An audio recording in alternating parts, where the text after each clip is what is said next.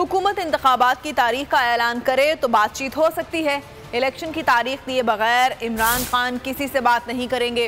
सरबरा अवामी मुस्लिम league Sheikh Rashid बरस पड़े।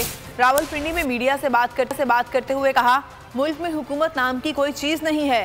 बाप और बेटा वफाक और एक सूबे पर काबिज हो चुके हैं।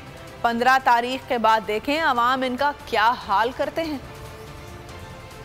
इलेक्शन की डेट रख दें तो डायलॉग होने चाहिए। इलेक्शन की डेट मस्ट है। इलेक्शन की डेट के बगैर इमरान खान किसी डायलॉग में शरीक नहीं हो। बाकी ये तो खानदानी हुकूमतें हैं। एक ने बेटे को वजीर खारजा बना दिया, दूसरे ने बेटे को चीफ मिनिस्टर बना दिया, तीसरे ने मवासलात बना दिया, चौथे ने मजहबी मूरी। क्या हो रहा है इस मुल्क में? जो गरीब का गला घोंटा जा रहा है, इसको कॉल देने की भी जरूरत नहीं होगी। 10-15 दिन इंतजार करें, इनको बजट देने दें, उसके बाद देखें क्या रिएक्शन होता है वहाँ। 60 रुपए का पेट्रोल, 200 रुपए का घी महंगा और 9 रुपए की बिजली फी यूनिट। ये वोट लोगों के तब्दील कर रहे हैं, दूसरे हलकों में फेंक रहे हैं। जहाँ हमारा जोर है उन यूनियन काउंसिलों को के वोटरों को ये तोड़ रहे हैं और ये ग्रे लिस्ट से हम निकाल के सारे कागजात आए। अल्लाह करे हो जाए, इन्हीं के दौर में हो जाए, पाकिस्तान ग्रे लिस्ट से निकल जाए। लेकिन सारा काम हम करके आए हैं। तो आप देखें 15 तारीख तक कौम इंतजार करे। अभी सिर्फ 19 तारीख तक अपने वोटों को ठीक करे। ये वोट लोगों के तब्दील कर रहे हैं, दूसरे हलकों में फेंक रहे हैं। जहाँ हमारा जोर है उन यूनियन काउंसिलों को